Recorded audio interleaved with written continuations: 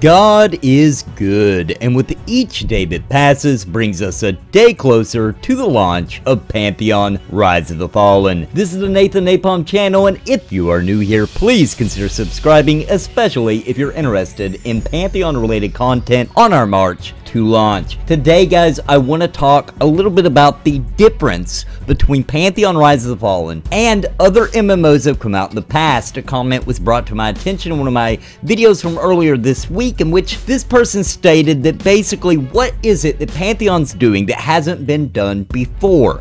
And I get it. That's a very good question. As a matter of fact, that's such a good question. I was like, I'm gonna do a video on that and talk about some of these, of what Visionary Realms would actually call the Pantheon difference. Now, I'm gonna make it a little bit different than their difference because I'm gonna go into some other details, and that article was posted a long time ago. Now, before I begin talking about specific features that are in the vision for Pantheon Rise of the Fallen, how they're different than anything that has happened before, older games or newer games, whatever, before I do that, I want to say something. So the actual heart and soul of Pantheon and the community surrounding Pantheon is that they're going for a feel and a journey to max level, and MMOs don't do that anymore. They get you leveling up to max level as fast as possible so you can get to the end game, because that's where they're trying to sink their teeth into you, and that's where you actually have to start doing group dynamics and you know, learn your class and learn to play with others and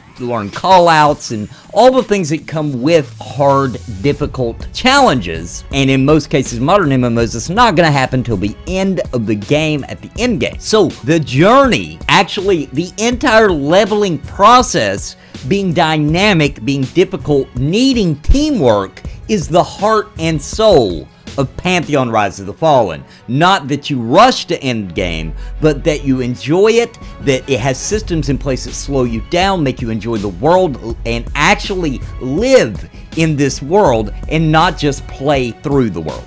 Now, let's talk about some of the differences that Pantheon does have, because it is a unique game. It's not EverQuest remade. This is a new game, and they're not just trying to recreate the feeling of older games such as EverQuest, Final Fantasy XI, Dark Age of Camelot, etc. They're trying to reinvent it, to evolve it further. Like, right when they left off, continue forward from there with advancements, still new things, but not hindering the journey and the player's experience in a difficult, challenging, impactful world. And one other quick side note is we cannot compare Pantheon Rise of the Fallen's features to single-player RPGs, because some of these features I'm going to say are unique to Pantheon. I mean in the MMO space. Some of these have been done in some ways, not to the effect Pantheon's doing it, but in some ways they have been implemented in some single-player, mostly CRPGs, and of course some of these have been implemented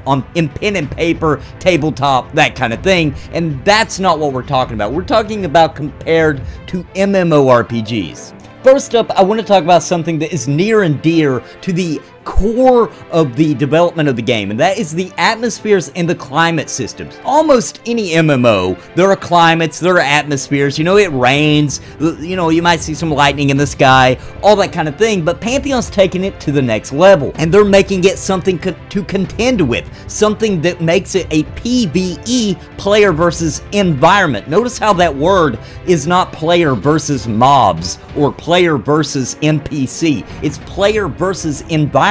And they're taking it to that level. So the actual world itself, and I'm not talking about simple things. I'm also talking about that, like you need the right gear because you've got extreme heat, you need the right gear because you've got extreme cold, but I'm also talking about magical properties as well, something that would prevent you from doing spoken spells, you know, a silence type effect in a whole area or a whole zone designed that way. And what that does is it creates this gate.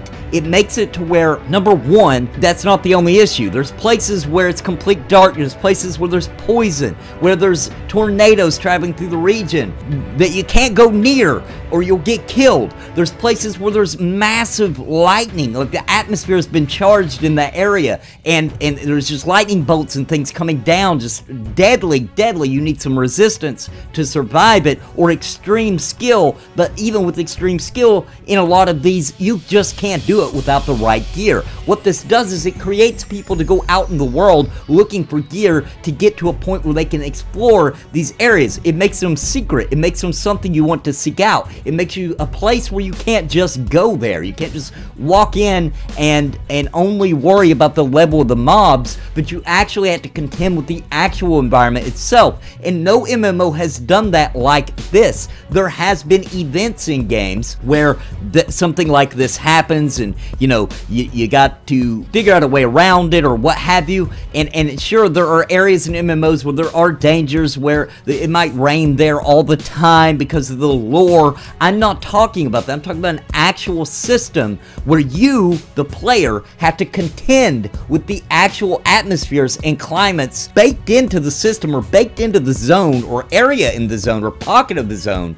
And that is new. That has not been done in this way. Engaging the actual world in this manner has never been done. That is a unique feature for Pantheon Rise of the Fallen. So that's one. Another, and I know, hear me out before you begin to argue, okay, and start typing in the comments, hear the whole thing. So the way that you get the special abilities in the game, you have to go out and seek them out. There are rare abilities for your actual character, abilities that they can do, and you have to seek those out. You have to go and find them. You don't just get them given to you for leveling up. You don't just go to a trainer, but you actually have to go out in the world and find those. I get it that there will be guides online and all this kind of thing, and I also understand that there's a lot of games or MMOs out in the past where you got abilities attached to gear that you had to go get, but that's not what I'm talking about. I'm not talking about attached to gear. I'm not talking about going out and farming for gear. I'm talking about going out on these epic quests that takes you a while, once again, that you have to travel through dangerous areas to get to, that you have to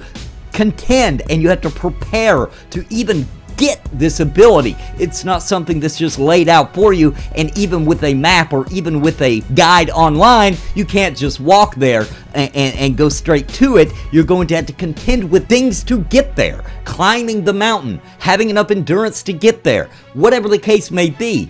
Some resistance on your gear, at least good enough to survive through an area with complete darkness, or what have you. Or even bringing someone with you that has an ability that would help you get there. You know, ropes to throw down to get down into that deep chasm by the rogue, or druids creating a bridge across so you can reach that remote area up on the cliff that is too high to climb. You know, things like that. So making it challenging as a world, and then using said world that they created in such a way that it is difficult to traverse and to get to certain places, and then putting these pockets there where they know everybody will want this ability, this really cool ability. Everybody of that class will want to come get it. However, then they place all these systems around it so that you can't just walk up to it.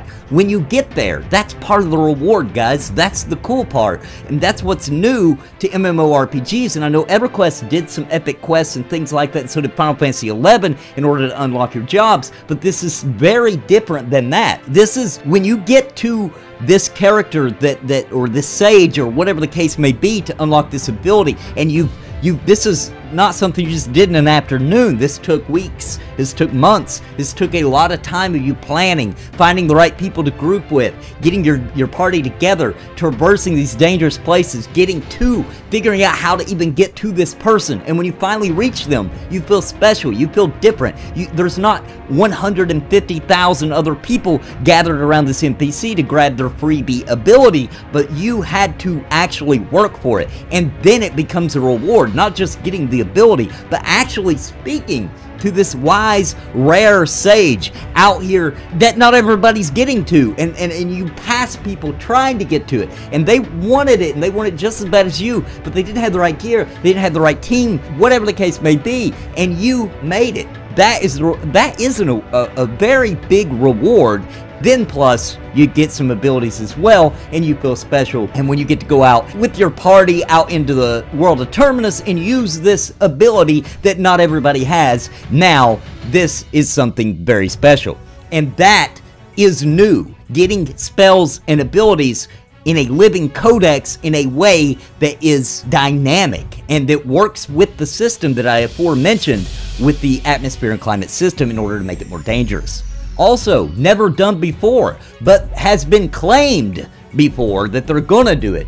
So I've seen MMOs that claim they were gonna have these dynamic NPCs that you wouldn't be able to know how they're gonna react, but we've never really seen it. It's always something that you can notice. They'll have a specific tag on their name or an emblem beside them to let you know that they aggro on sight, or that they, whatever the case may be, whatever their behavior may be. But Pantheon's trying something different. They're trying to go with the situation where it could be the same NPC that you fought yesterday, but this time, instead of him being static and hanging out in this one particular area, now he's roaming.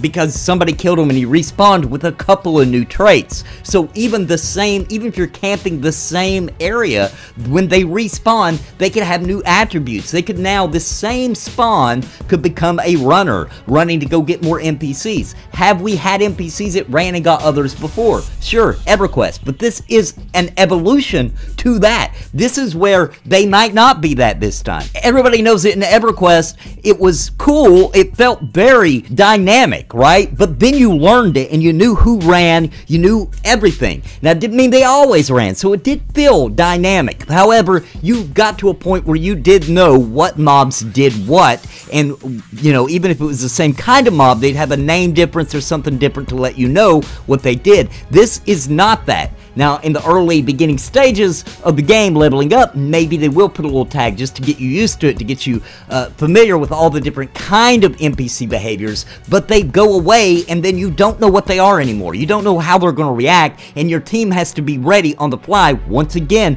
working together to defeat these threats as they change, because they're not static anymore. You're not just doing the Groundhog Day effect. Even just fighting the same camp for days on end, you will run into multiple scenarios of them behaving differently. And you can look up all the NPC encounter behaviors on the official Pantheon MMO website, where they have them kind of listed. So it makes a dynamic NPC encounters and mixes it with the dispositions and behaviors that they can acquire simply from spawning into the world. So they could be different this time than they were before. And just to give us a few of these dispositions or behaviors, you have the alarmist, the bully, the craven, the opportunist, the protector, and the strategist, who all behave differently. And the same mob, once again, after dead, could have been an alarmist when you killed it the first 5 times, and then the next time he could become a bully or an opportunist, etc. And that, doing it like that, is brand new. Once again, it's based off an old system, but they have evolved it to a point where it is actually new now. And of course, my favorite, I had to save this for last, my absolute favorite thing that really sets Pantheon apart from other MMORPGs is the perception system. It's my favorite feature of the game. It's been baked into the game since the very beginning. It is a core piece of what makes Pantheon Rise of the Fallen and the world so exciting to me. And this is basically where you have a perception check. If you play D&D, you probably already know where I'm going with this, but basically to notice things in the world. This could be based on so many things. It could be based on your race that you picked, your class that you picked, your actual perception level, how you know you perceive things, and how many other perception type quests you've done before to level up your perception. All kinds of things go into effect here. This is where the history, the lore, and the meaning of things in the world can be discovered if you pass that perception check. Now, this means that you, in the same exact spot in the world, could actually experience a perception ding and get this quest type thing where you can learn more about the lore, the history of this object or this place or this person, where your friend right beside you, because of various different factors, didn't see it at all. This allows you to experience the world with your friends in different ways, and when you replay the game with a different race, character, class, whatever, then you have an opportunity to experience things that you didn't before. So this is revolutionary. Now, they have had perception type systems in video games, but not in MMORPGs, not like this. We're talking about various systems coming into play, race, class, perception level, and various other unknowns that basically allow you to see and learn of the world in new ways and work with other players in order to unlock it, learn more about it, complete it, whatever the case may be. So you see something really cool in a city, this big statue, and you're like, that looks so awesome. I wonder what the history, why that was built, or why, why is there a giant lion with a dragon's head, whatever the case may be. And you may go up to it to inspect it, and it pings a perception system that allows you to go even further and find out more about it and learn the lore behind it. And then, instead of you sitting around guessing or getting on Wiki and looking up what the meaning is in the lore for this, you actually learn it in-game dynamically. And that is so cool to me. That means so much to me, because I know in RPGs, single player, or MMOs, a lot of times I'll see something really freaking cool, and I'm like, I wonder what this means, though. Like, wonder why they even put this here, and what the story is behind it, or who is this person, or why are they out here in the middle of nowhere?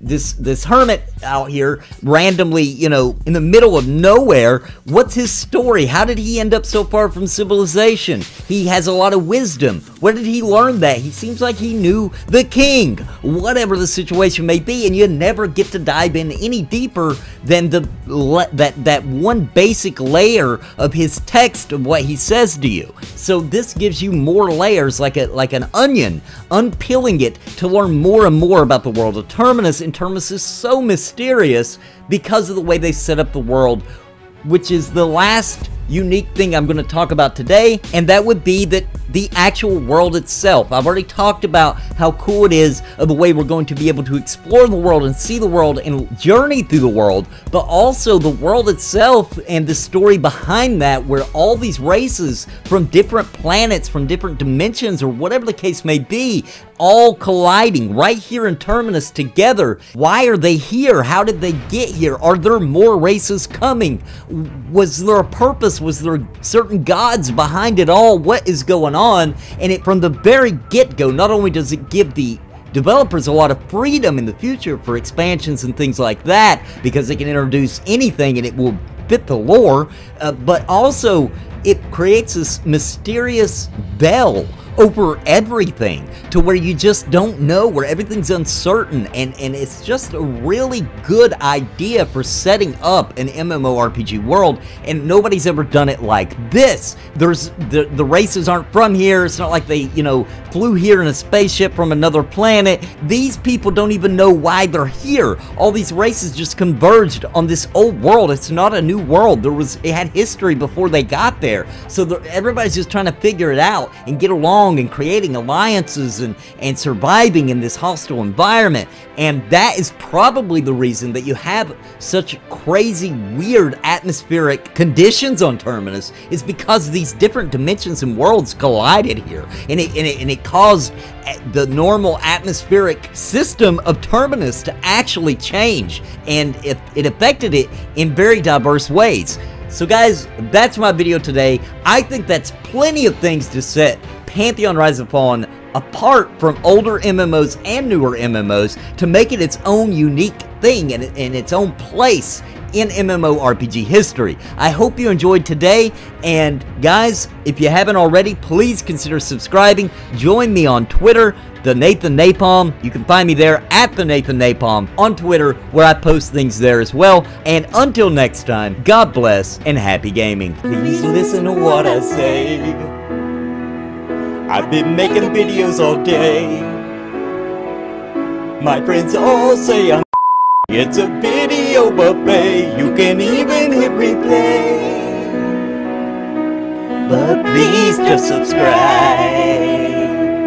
I can't even describe being part of my tribe. I'll even offer you a prize. But please just subscribe